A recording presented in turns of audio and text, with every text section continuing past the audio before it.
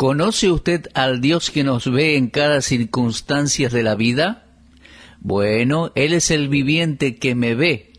Y ese va a ser nuestro tema hoy, continuando nuestra serie ¿Cómo es Dios? Gracias por sus oraciones y por sus expresiones de aprecio hacia el ministerio de la palabra de Dios. Siempre es de ánimo recibir cartas de oyentes o mails de oyentes que me comparten que la palabra de Dios llegó a sus corazones y cambió su estilo de vida. Bueno, después de todo, esa es la meta de enseñar y predicar la palabra, cambiar vidas. Siempre enseñamos y predicamos la palabra de Dios para que haya resultados. No tenemos que ver los resultados, pero estos algún día tienen que aparecer y cuando los vemos nos llenan de gozo y ánimo. Bueno, hoy vamos a continuar entonces con esta serie de estudios acerca de la persona de Dios y estamos estudiando los nombres de Dios. Y el estudio de hoy será uno interesante. Se trata del nombre hebreo que significa el Dios que me ve, el Dios que ve. Pero antes de ir a la palabra de Dios, vamos a orar. Amado Padre, te agradecemos en este día por tener acceso a tu presencia por medio del Señor Jesucristo. Y es en su nombre que venimos a ti para reconocer que sin ti nada podemos hacer. Tú no solo eres el creador y controlador del universo, sino que eres nuestro Padre Celestial que te preocupas por nosotros y cuidas de nosotros cuando nos encontramos en momentos difíciles en nuestras vidas. Queremos pedirte hoy por todos nuestros oyentes.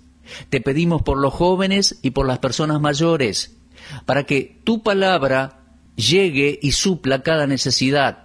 Señor, por favor, responde nuestra oración. Sabemos que tú obras de maneras sobrenaturales y te pedimos que obres milagrosamente y que el poder del Espíritu penetre los corazones y traiga fruto para tu gloria.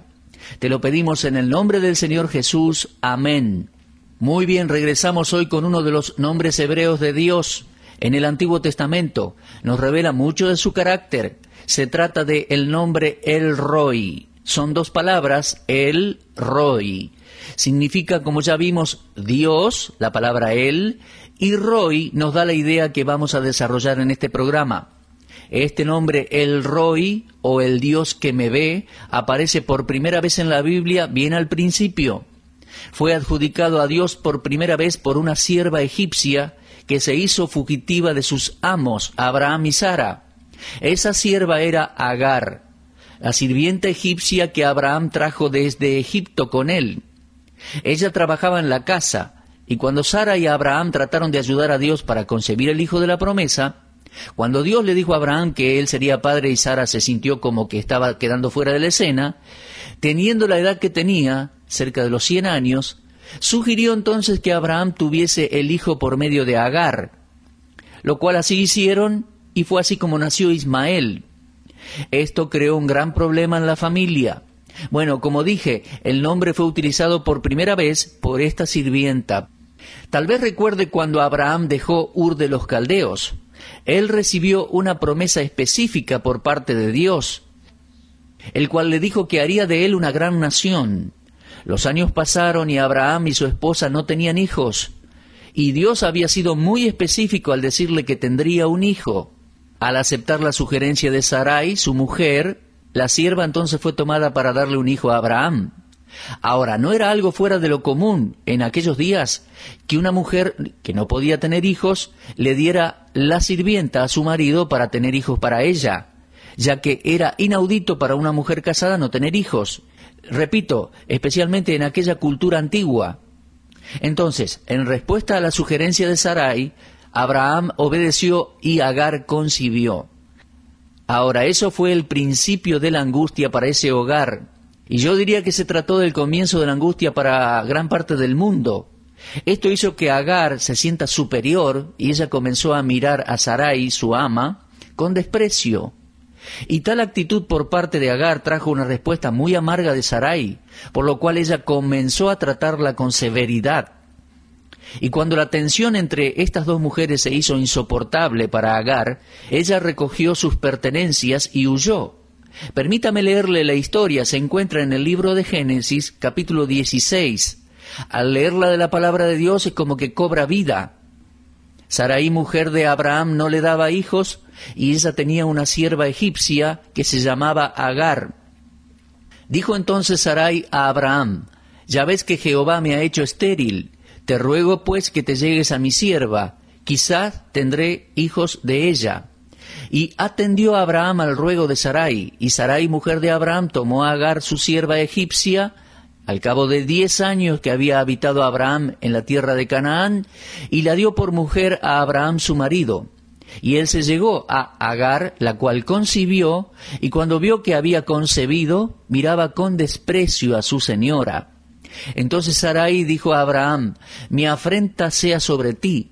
Yo te di mi sierva por mujer, y viéndose embarazada, me mira con desprecio. Juzgue Jehová entre tú y yo. Y respondió Abraham a Sarai: he aquí tu sierva está en tu mano, haz con ella lo que bien te parezca. Y como Sarai la afligía, ella huyó de su presencia. Entonces tenemos a esta joven embarazada huyendo. Y el versículo 7 dice: y la halló el ángel de Jehová junto a una fuente de agua en el desierto, junto a la fuente que está en el camino de Shur. Sola en el desierto, sin hogar ni amigos, Agar, la sierva egipcia, se sentó junto a la fuente de agua para contemplar su problema. ¿A dónde podía ir? ¿Quién la querría? ¿Qué haría en el momento en el cual daría a luz su hijo? Ella se trajo todos esos males sobre sí por su insolencia ante Sarai. Pero ahora se encontraba sola y se dio cuenta que no tenía a nadie a quien acudir. Al no ver a nadie que pudiera asistirla, se resignaba a dejarse morir. A propósito, ¿alguna vez se encontró en una situación similar en la vida? Cuando se sintió solo, como si a nadie le importara y no sabía para dónde ir. Tengo una cuñada que fue novia y madre y viuda en un mismo año. Ella se casó, quedó embarazada y su marido falleció y su bebé nació. Todo en el período de un año. Bueno, esa es una circunstancia muy difícil de enfrentar. Ahora, cuando pienso en Agar, me viene a la mente esta querida familiar mía. Hay muchas personas en esa situación. Tal vez usted sea una de ellas. Tal vez usted se siente solo o sola con un hijo, resultado de un divorcio o la muerte de un cónyuge. Pero aquí tenemos a una mujer que de un día para el otro se encuentra sola y se entrega al destino. Pero mientras está sentada allí en la fuente de agua, agobiada y vencida, el ángel de Jehová se le aparece y la conforta, dándole no solo consejos, sino una promesa. Vamos a ver la historia comenzando con el versículo 8. Allí leemos: y le dijo a Agar, sierva de Sarai: ¿de dónde vienes tú y a dónde vas? Ahora, esta pregunta por parte del ángel de Jehová no era para informarse. Creo que aquí el ángel de Jehová no era ni más ni menos que el Señor Jesucristo preencarnado. Se trata de una aparición preencarnada del Dios Hijo. A esto lo llamamos cristofanía o teofanía. Recuerde que el comienzo de Cristo no fue en su nacimiento allá en Belén, Él es el Hijo eterno, el Dios eterno.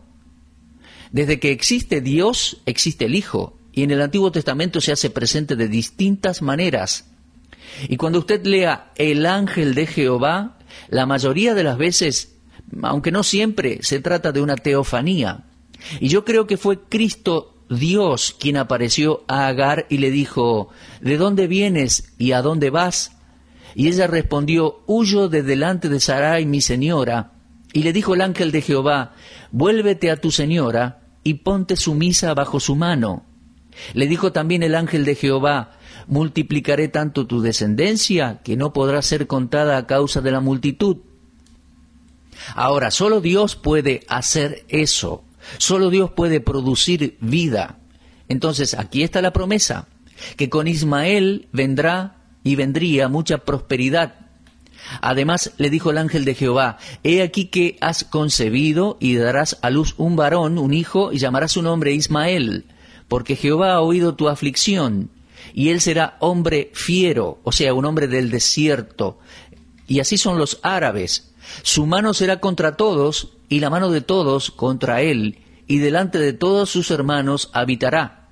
Ahora, déjeme decirle entre paréntesis que esta fue una gran profecía de parte de Dios para esta mujer. Y cuando ella se dio cuenta que no todo estaba perdido, que había esperanza, que iba a dar a luz, y ese hijo sería el padre de un gran pueblo, los árabes, ella quedó impresionada con el hecho de que Dios se le apareció y la visitó en su dificultad.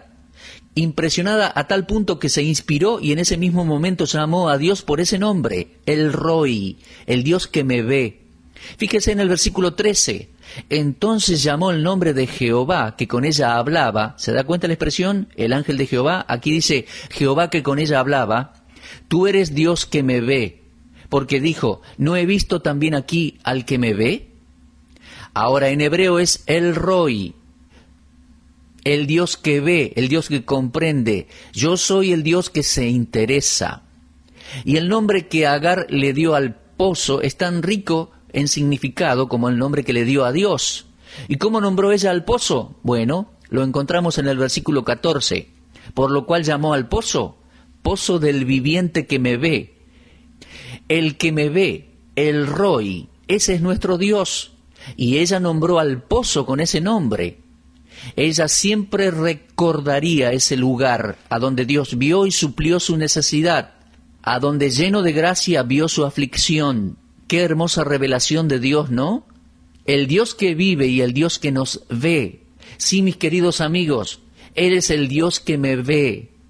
Ahora, esto no significa simplemente que Él me ve, con los ojos así como nosotros podemos ver o observar, sino que Él me considera, tiene interés propio en cuanto a nuestras necesidades. Él nos ve, nos atiende, nos cuida. Cuando fuimos de vacaciones con mi esposa el verano pasado, uno de nuestros vecinos nos dijo, vamos a cuidar su casa mientras no están. Bueno, eso simplemente expresaba que ellos estaban interesados, que se ocuparían de las cosas materiales, tenían una buena intención mientras nosotros no estábamos. Pero este es el Dios de la Biblia, el Roi, el Dios que siempre está viendo y nos cuida, el que ve nuestras necesidades y se ocupa de suplirlas. Ahora, Él no es un Dios espía que anda como un detective. Esa no es la connotación de ese nombre. Es verdad que Él ve cada pensamiento, incluso cada pensamiento pecaminoso. Él escucha cada palabra pecaminosa y reconoce toda obra pecaminosa que los hombres estén haciendo. Pero el nombre El Roi fue utilizado por una joven que se encontraba sola y necesitada. Y en su conmoción aprendió que Dios vio su sufrimiento y la trató con gracia, dignidad, misericordia y amabilidad. Él es el Dios que me ve, no el Dios que ve todas mis faltas. Sí, Él las ve. No el Dios que ve todas mis debilidades y deficiencias. Sí, bien las ve. Pero en ese momento, El Roi, el Dios que me ve, simplemente significa el Dios que se interesa por mí. Él ve su necesidad, Él comprende cuál es su problema o su dificultad y viene al rescate. Muchos años después, el nieto de Abraham, Jacob, aprendió que El Roi cuidaba de él. Dios veía sus necesidades.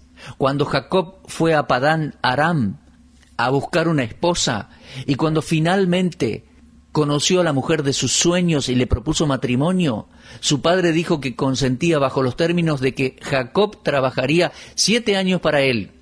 Bueno, el amor todo lo puede y Jacob lo aceptó. Aceptó trabajar para el padre de la joven por 7 años, pero el padre le dijo, ahora no puedes casarte con mi hija hasta que pasen los 7 años, pero si trabajas duro por 7 años voy a darte a mi hija para que te cases. Bueno, al final de los 7 años, que para Jacob fueron pocos días porque la amaba, esta es una hermosa historia de amor allá en Génesis 29. Leemos en el versículo 20, sirvió Jacob por Raquel 7 años y le parecieron pocos años porque la amaba.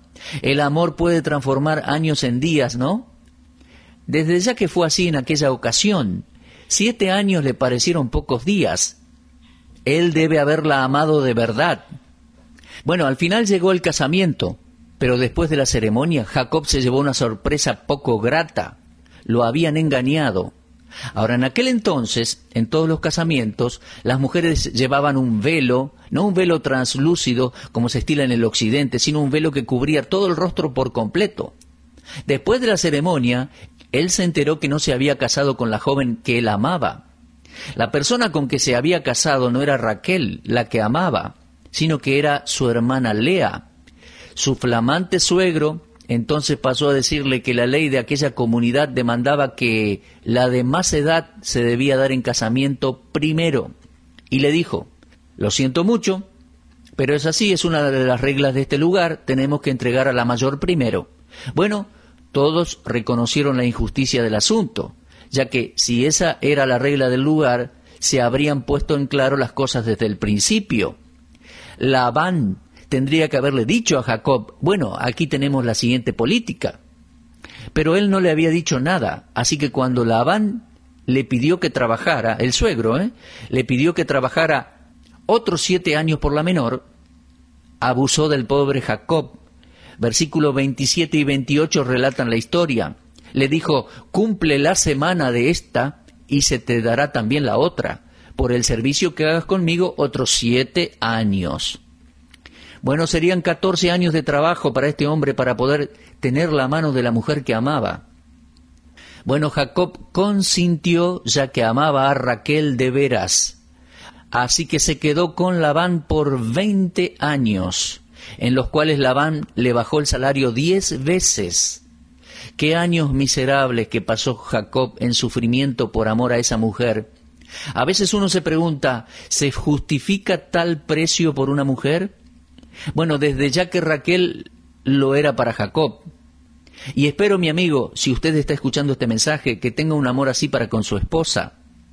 Porque dice la Escritura: maridos, amad a vuestras mujeres, así como Cristo amó a la iglesia y se entregó a sí mismo por ella. Bueno, Jacob se quedó con Labán 20 años y se le redujo el salario. Todo por amor a esa mujer. Qué años más miserables que debe haber sufrido Jacob por amor a Raquel. Pero un día Dios le apareció a Jacob y le dijo: alza ahora tus ojos y verás que todos los machos que cubren a las hembras son listados, pintados y abigarrados, porque yo he visto todo lo que Labán te ha hecho. ¿Escucharon eso? ¿Leyeron eso? Porque yo he visto todo lo que Labán te ha hecho.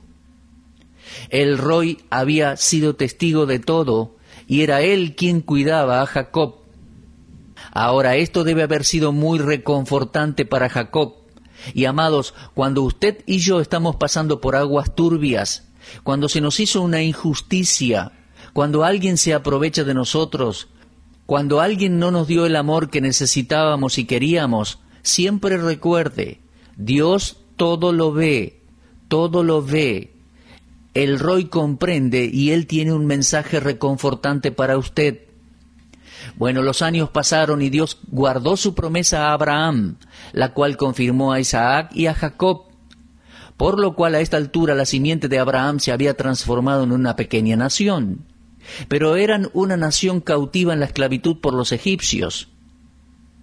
Luego un día Dios se le apareció a Moisés en una zarza ardiente. Habían pasado 80 años desde el nacimiento de Moisés, e Israel había sufrido la esclavitud por todos esos años. El pueblo había clamado a Dios, pero aparentemente Dios no había hecho nada. Pero aquel día, en la zarza ardiente, Dios le dijo a Moisés, y permítame citarlo directamente desde Éxodo 3, 7 y 8.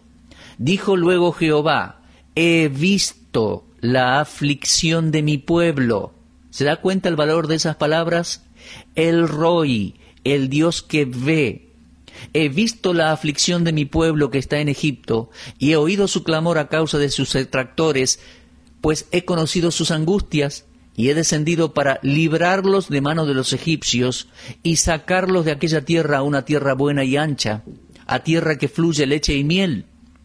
Bueno, el Roy dijo: he visto la aflicción de mi pueblo. No se haga la idea de que cuando está pasando por un momento difícil, Dios no lo ve. Dios vio a esa joven encinta en su angustia. Dios vio a Jacob en su prueba durante aquellos años tan difíciles. Dios vio al pueblo de Israel a través de los años de amarga esclavitud. Y quiero que sepa algo: El Roy ve su estado en este momento, sus pruebas, y conoce su necesidad, mi amigo. Yo no sé por lo que usted está pasando en este momento. No sé cuán turbias y difíciles son las aguas. No sé cuán cerca se sentirá de ser marcado por el fuego de la prueba. Pero cuando se sienta abandonado, cuando sienta que no hay ayuda o que a nadie le interesa, recuerde, su Padre Celestial lo ve. Yo he visto, le dijo a Moisés.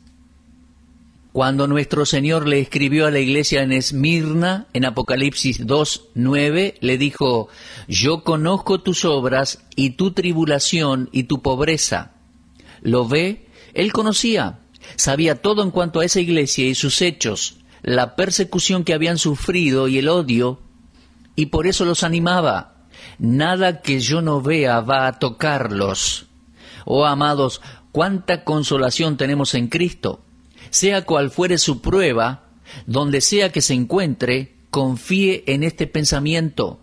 Tal como lo hizo Agar, usted puede decir, tú eres el Dios que me ve, porque el Roy todo lo sabe. He aquí el ojo de Jehová sobre los que le temen, dice el Salmo 33, 18 y 19. He aquí el ojo de Jehová sobre los que le temen, sobre los que esperan en su misericordia, para librar sus almas de la muerte y para darles vida en tiempo de hambre. No dará tu pie al resbaladero, ni se dormirá el que te guarda, dice el Salmo 121, versículo 3. Es reconfortante para mí. Puedo ir a descansar, apoyar mi cabeza en la almohada, dormir tranquilo. ¿Por qué? Porque no se dormirá el que me guarda. Dios me ve incluso cuando estoy durmiendo. Sí, Dios sabe todo en cuanto a mis problemas. Él es el Roy, el Dios que me ve. Siempre me gustaron las palabras de Dios a David al decirle, te haré entender y te enseñaré el camino en que debes andar. Sobre ti fijaré mis ojos. Salmo 32, 8. Esta declaración aparece en uno de los 7 salmos penitenciales. La promesa en los salmos es para los penitentes cuyas transgresiones son perdonadas y sus pecados cubiertos. No omita eso en el Salmo 32, 1. Bienaventurado aquel cuya transgresión ha sido perdonada y cubierto su pecado. A todos ellos el Roy dice, sobre ti fijaré mis ojos. ¿Qué quiere decir con eso? Bueno, simplemente que Él va a prevenir que sigamos el camino equivocado. Tal como un buen instructor que se fija atentamente en los movimientos de sus aprendices para poder así corregirlos de sus errores, Él fija sus ojos en nosotros para que no nos desviemos. Y si sus ojos están sobre nosotros, nosotros debemos poner nuestra mirada en Él para poder saber qué camino elegir. Bueno, vimos cómo la primera aparición del nombre El Roy revela a Dios como el que ve la angustia y los sufrimientos en vez de espiarnos como lo haría un detective, Pero por otro lado, mis amigos, no debemos pasar por alto el hecho de que El Roy ve el pecado también. Y esto claramente queda ilustrado en el libro de Jeremías capítulo 13. El orgullo del pueblo los había desviado por completo de Jehová hacia todo tipo de abominaciones. Lo leemos en Jeremías 13, 9 y 10. Esto había sido un desvío del propósito por el cual Dios los había llamado a que se humillasen para no ser castigados. Y si ellos cuestionaban tales juicios por parte de Dios, Él diría, vi tus abominaciones. Jeremías 13, 27. Sí, Dios ve nuestras pruebas, nuestras dificultades. Nos ve cuando estamos en problemas, nos ve en la necesidad, pero amados oyentes, Él nos ve cuando pecamos. Vi tus adulterios, dice allí. Y cuando el Roy juzga a su gente es porque vio sus iniquidades y Él es muy limpio de ojos para ver el mal, ni puede ver el agravio. Lo leemos en Habacuc 1:13. Entonces, si persistimos en nuestros pecados, Él dirá, te sacaré de mi vista, y no tendrá más sus ojos guiándonos. Cuando el Roy nos ve, ahí se determina si va a ser un Dios de consuelo o un Dios de juicio. Yo necesito el consuelo de Dios, necesito su bondad, su misericordia. Por eso quiero sus ojos sobre mí y mis ojos mirándole. Y mientras mantengo mi mirada en Él, por medio de la lectura, el estudio de la palabra, la oración, pero particularmente por la Biblia, mientras mantengo mis ojos en Él, entonces veré su guía. Voy a ver el camino que Él quiere que siga, sabiendo que Él me ve. Luego Él verá mi dolor y mi necesidad.